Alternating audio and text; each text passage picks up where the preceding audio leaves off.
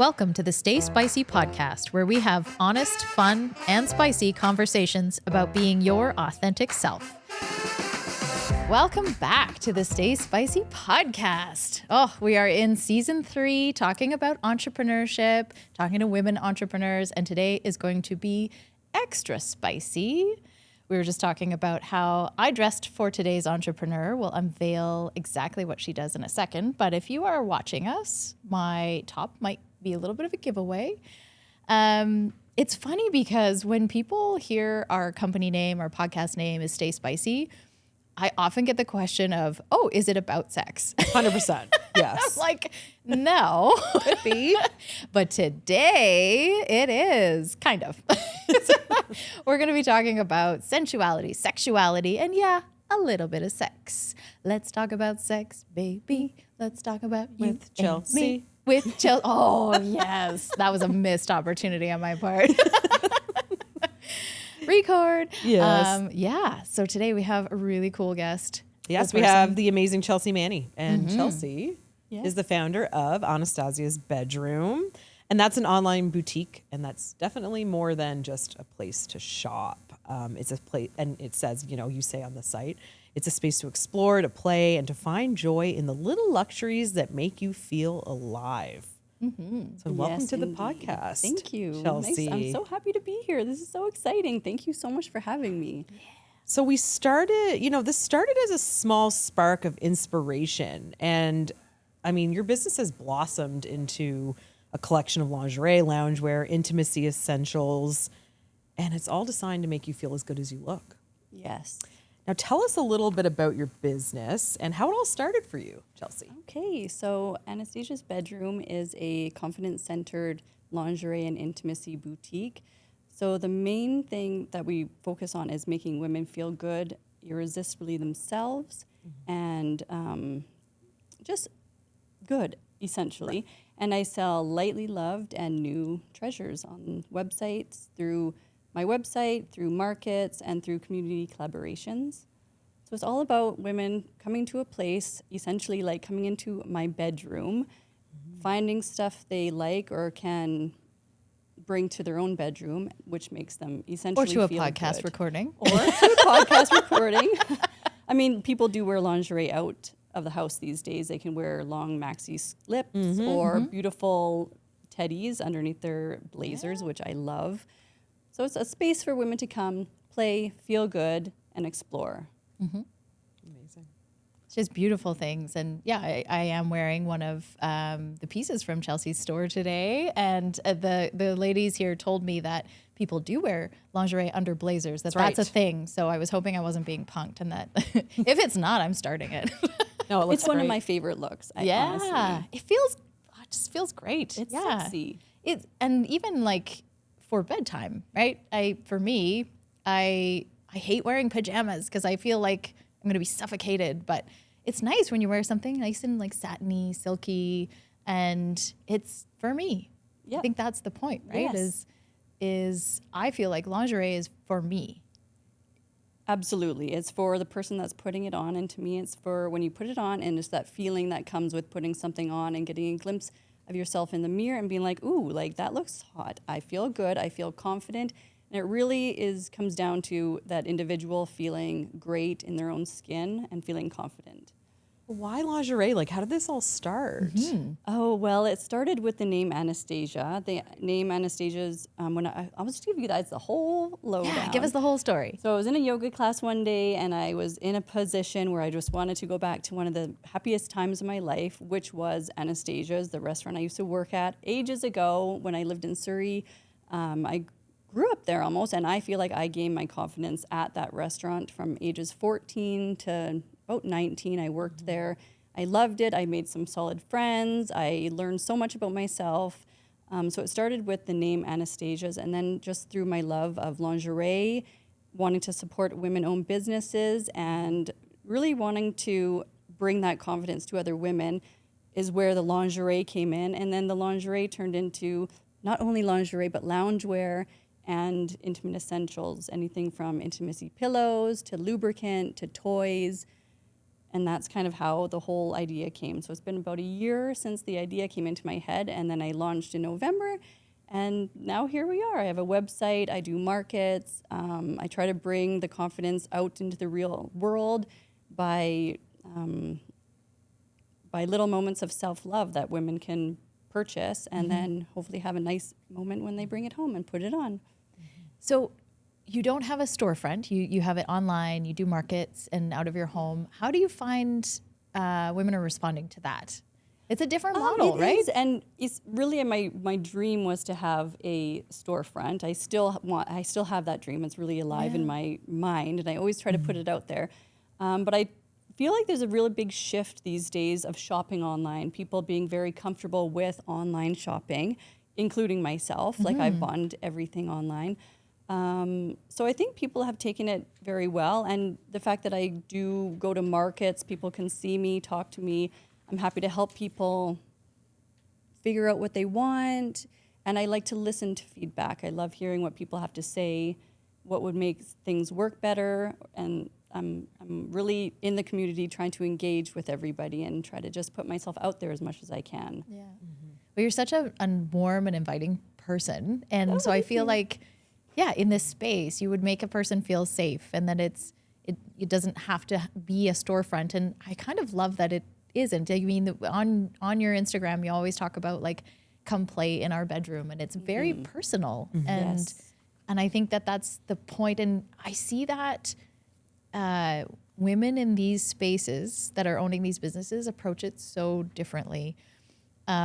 It's not that lingerie is new, or even things like boudoir photography, but I think what's new is actually women-led businesses in that space.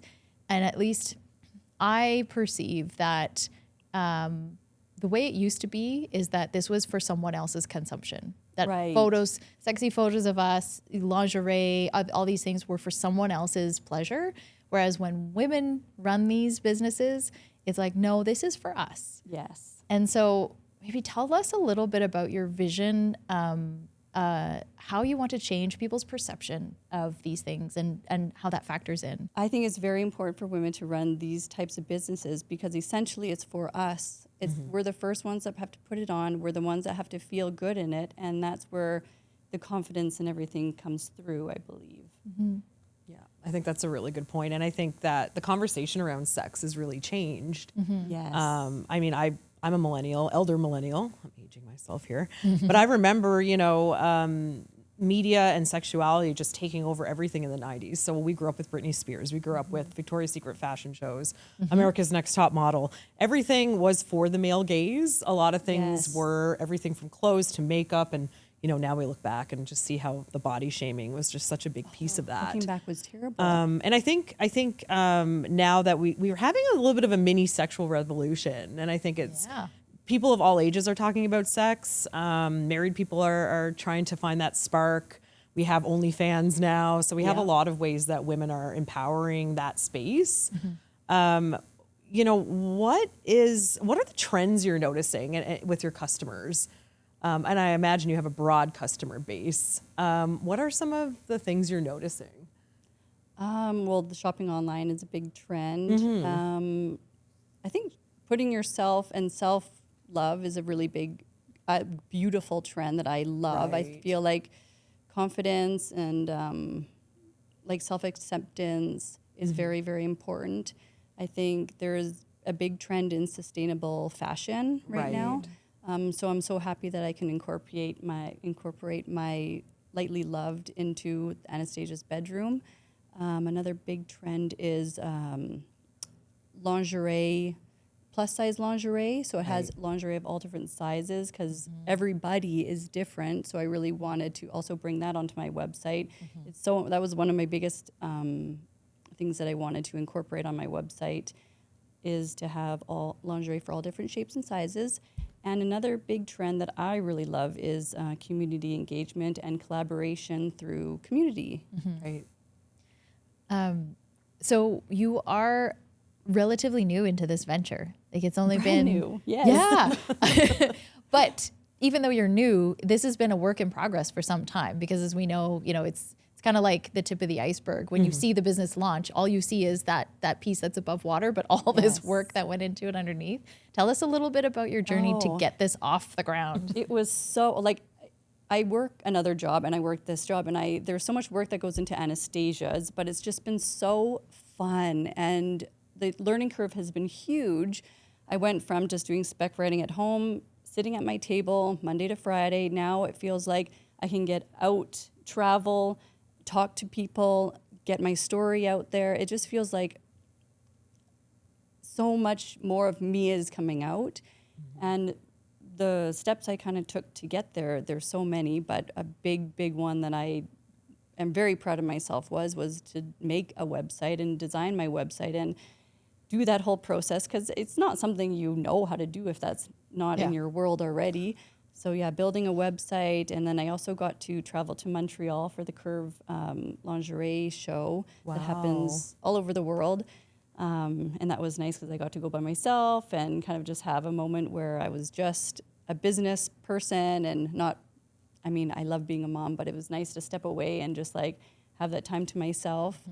But yeah, it's been such a learning curve. Even the amount of people that you reach out to that don't get back to you, and all the emails you send out, and starting from scratch is a lot different than, just going to a 9-to-5. It's a lot more work, but it was so rewarding. I would do it all over again. Like, I had enjoyed so much every aspect of it.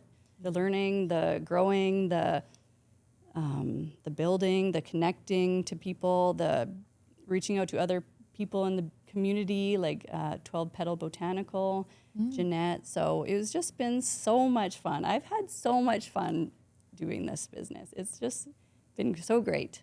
That's another aspect too that's unique about, I would say how you and probably how women in general approach business is we tend to be quite collaborative and don't really see each other as competitors. But I know that you did reach out to some businesses and with the hopes of learning or collaborating. You didn't always have the best response. I didn't. Well, where I come from, it's another part of my business is supporting other women-led businesses. I think that's so important to lift other people up as much as you can. Yeah. I really strongly feel about that. But yeah, I've reached out. I went to other lingerie boutiques to talk to them. Not all wanted to talk to me in the beginning. Some were not communicative at all. But I just go a different route. And yeah, I really like the fact that a lot of people did open up to me and tell me what worked for them, what didn't, or just gave me ideas along the way. Like, I've been so lucky that I have so many friends and women that I look up to that really help me shape where Anastasia's went. Because it's hard when you have it all by yourself and you're new. Like, it's nice to get feedback from others, and when other women want to support you and see that you can do it, sometimes you need that little push. Yes. Because I mean, especially early on, but I don't know if it ever goes away, but you're like, is this going to work? Yeah. How's it going to work? Oh, everybody has those days. A lot of entrepreneurs I know have those. Even me to this day, I'm like, some days I'm like, oh, this is crazy. And then I have a rough day, and then the next week is great. So I don't think I'm alone on that. Yes, that's the one thing about I call it the high highs and low lows. Like, if I'm on a low, I know at least the next minute I'm going to be on another high. Yes. It's okay. We'll turn a corner quickly. Oh yeah, you got to ride the wave for sure.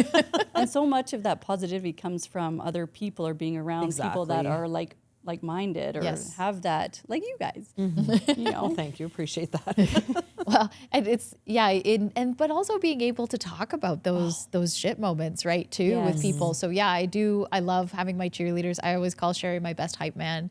And when I started my own business early on, because Sherry's been in business longer than I have, I would call her a lot and freak out and I mean, like, I remember, I will never forget this conversation. She probably doesn't remember it, but I was like, nobody's going to hire me. I'm not going to be able to ever have any clients, and this isn't going to work. And she's like, dude, it's been a month. Come talk to me in 2 years. Just take a breath. And I'm like, okay, right. Yep. Got it. But that's another really thing that I really like to talk about is that communicating aspect. It's whether it's in the bedroom or with friends, it's communicating for stuff you want to learn, or I don't know, just the fact that you say you have a cheerleader, that you can voice what you're experiencing, and have someone listen and talk back. Like, I just think that also goes with confidence too, like the ability to talk through something.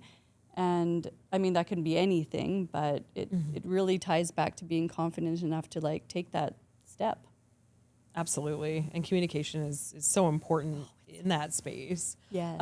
In terms of being inclusive, which relates to communication, how do you sort of, like, what's the difference? And we've had some of these conversations between sexuality, sex, and sensuality.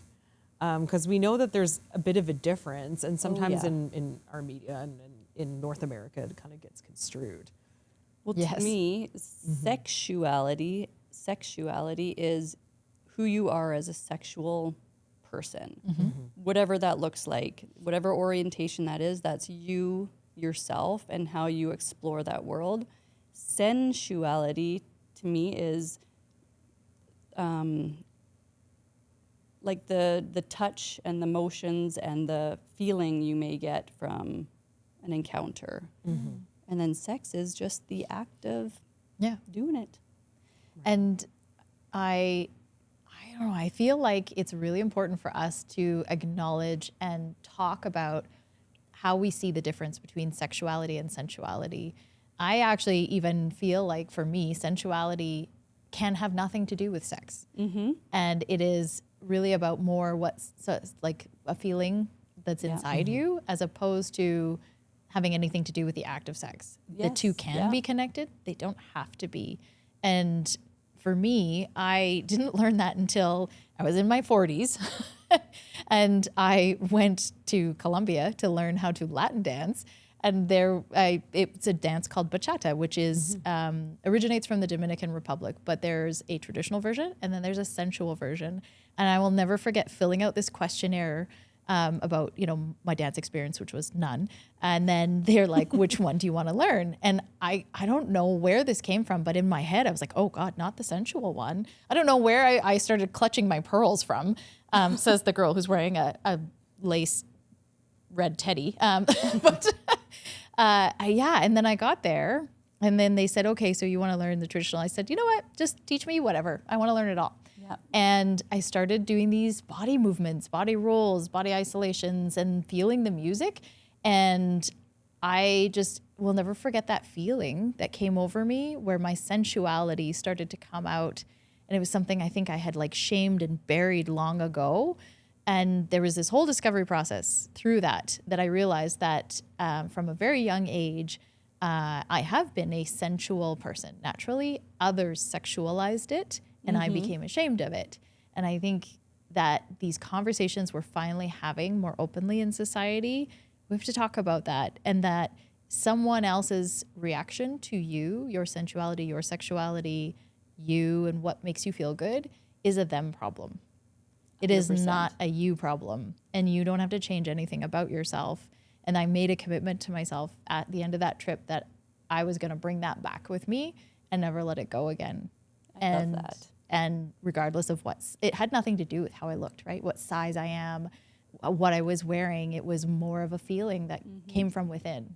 Yes. And I feel like that really is part of the brand of your business and your store and what you bring to the table. Absolutely. It ties to sensuality. It can also tie to sexuality and sex. It can tie to my business can really tie to all three of those. But I love that you discovered that, and you had that feeling of like, I don't want to suppress it anymore, because I really think everyone has a sexual and even a sensual side. Like we all have that in us. And maybe without knowing, we've tried to bury that, or maybe even thought it was taboo. But I really think that side of people is such a beautiful thing to explore, talk more about, bring more out of. And it can really all start with coming to my bedroom and exploring Anastasia's bedroom and feeling safe in a place that you can play, explore, feel good.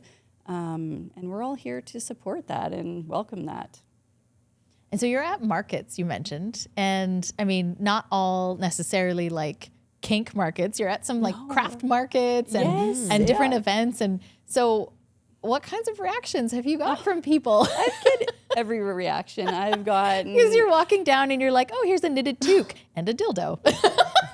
Okay, I haven't brought out the dildos. No. Or You do have toys. some toys sometimes on the table. That's for the Christmas market. That's the Christmas market. It's weird because sometimes I have to gauge what market I do bring out things in. But I've been pretty tame. I'm trying to keep it just to my lightly loved lingerie and maybe a few books. I have some Canadian writers that I have on my website. Oh, cool. And what else do I have? I have I bring lubricant sometimes, lingerie, books, stuff that I think that people won't be too. Not the fuck water. No. At her launch. Is that a thing? Yes. At her launch party, she had bottles of it out, and I loved it, obviously. Well, I love lube. I loved, and now I'm in a world where I get to try different kinds, and I'm just enjoying all of it, really. But yeah, I am trying to create my own market that is a little bit more adult only, right? XXX. That when you come, you're not going to be thrown off by maybe seeing a dildo, or it might be more of a adult only. So you don't come expecting macrame and no, there won't be any knitted scarves or anything there. But I'm hoping to have that out in March sometime. So keep an eye out for that. Yeah.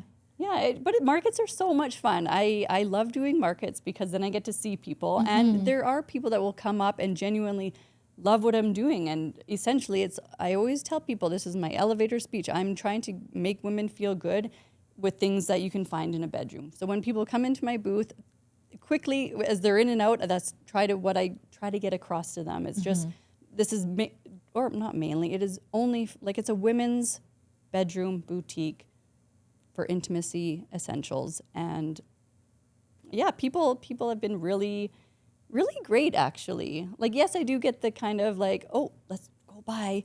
And don't turn around. Avert your eyes. Yeah, avert your eyes. Kids, don't go over there. Yeah. But for the most part, it's been so much fun. I love seeing people. I love talking to people. I love telling people what I'm doing.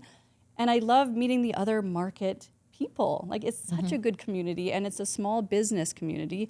And we're all there doing our thing. Lots of us have other jobs, and this is what we do as our passion, and it's just been so much fun, and I've made so many connections through these markets, and it's been great. I know you joked about the whole kids avert your eyes thing, but I'm also what a missed opportunity on some level to be able to talk to your kids in a healthy way about these topics, and not have it be shameful, right? Oh God, don't look, lingerie, ew. Yeah, it's just lingerie. Yeah, and I think what Sherry was saying earlier about how when we grew up in that era of yes, it's all sex for other people's consumption, it also was very secret and behind the scenes. Nobody talked about it. Everybody saw it necessarily, but even the nature of porn back then, right? It's all very secret and hide it on your laptop and all the things. And now it is a more forward-facing conversation. It's less shameful. It's got layers to it as it should. And I think there's an opportunity to change things for these future generations about how they look at this, so that they don't have to go to Columbia on their 41st birthday or whatever and be oh, I am sensual and it's okay. Yes. And you have 2 boys. Yeah. So what an opportunity for them. I really Is it weird for them to have mom sell lube? And I don't think so. It's just a normal thing now in our great house. Is that? It's I know, and I really want to make sure that they're good with communicating. That's my big thing with them, is making sure that it's pleasurable for both people involved. Is another big one. And I really want to make young people realize that lingerie is not taboo, self-love is not taboo, confidence is not taboo, pleasure is not taboo. They're all beautiful things that we all experience and should experience. And yeah, my boys are just so much fun. They they love it. They're happy. They don't know most of it because they're so young, but they just think mommy sells lingerie, and that's. I just think that's going to be so great, though, as they grow up. It to will, be and that it will free open about the it. conversations up. It will be much easier because it'll be there, and I'm very, very open. I'm a very open person to my kids and my friends, and I feel like what better way to share information than with people that you love and you're friends with and you feel safe with, and it's great to learn. It's a health conversation too, right? Yes. It's good for your mental health. It's good for your physical health.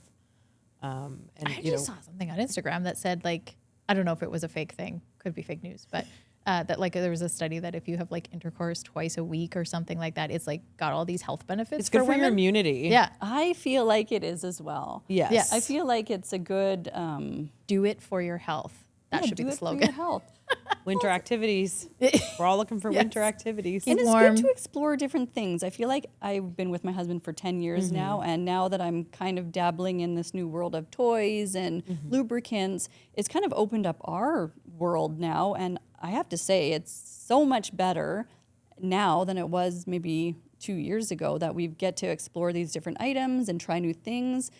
And it all starts with a conversation, like if it's okay, or if you want to try this, or what do you think about this, or you know, it all comes down to like that first initial conversation, and just going from there. Conversations, like imagine that, having conversations with a partner But about these sometimes things. it's hard to communicate Yes. about certain 100%. things. Oh, like God, sometimes yeah. you think, oh, there's something wrong with me, or maybe I'm not doing this because there's something. Or it's just physical, Or, right? yeah. For the longest time, it's just physical. It's just getting together and doing the thing. But it's Yeah, and after There- you're yeah. with someone for a long time, you know, it's sometimes it's not both pleasurable on both sides. So it's nice to make sure that you can regroup, make sure both people are getting something out of it, you know. So yeah, it's been so much fun in so many different ways. I'm so thankful that I started this business, and I'm sure my husband is too. I was thinking that, admittedly. I was like, am I being great Everyone for wins. him?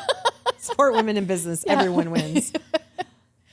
That's awesome. So you mentioned there was a lot of people that helped you, talk to you, that were there for you in that like sort of even year, let's say, before you launched, and in this first little bit after you've launched. You know, it's interesting. We've talked to different entrepreneurs that get advice. Some is good, some is not so good. I'm curious if something comes to mind of like, what is the best piece of advice you got, and what is maybe the worst or just not a good piece of advice? If Maybe the worst piece of advice I can say, is this the worst piece of advice? Like maybe don't listen to others, just do it all yourself, because it's so not like that in my world right now. Like the more I hear from other people, the more I can shift and move with what's current or what's like working right now. So I would say don't only just listen to yourself, make sure you outreach and talk to others and get feedback and kind of grow from there, because essentially we're doing this for other people, and it's not just about myself, it's about, you know, all the other women out there. So I always like to hear feedback and hear what works for them, what doesn't, what they like. So I would say do as best you can to reach out and talk to as many people as you can. Yeah. What's the best piece of advice you got?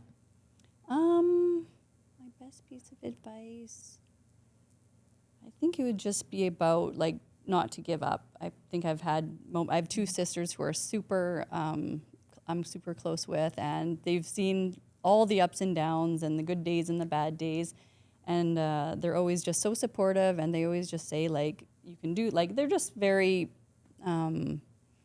they keep me positive, and they're so helpful, and just keep your head up, and times can sometimes be tough, and just to know that people are behind you really, really means a lot. So yeah, if you have that one person that's giving you the little push, just that means the world as a small business owner some days. We keep hearing that again and again. Keep your people close and have your networks and build your relationships. Every episode we talk about that.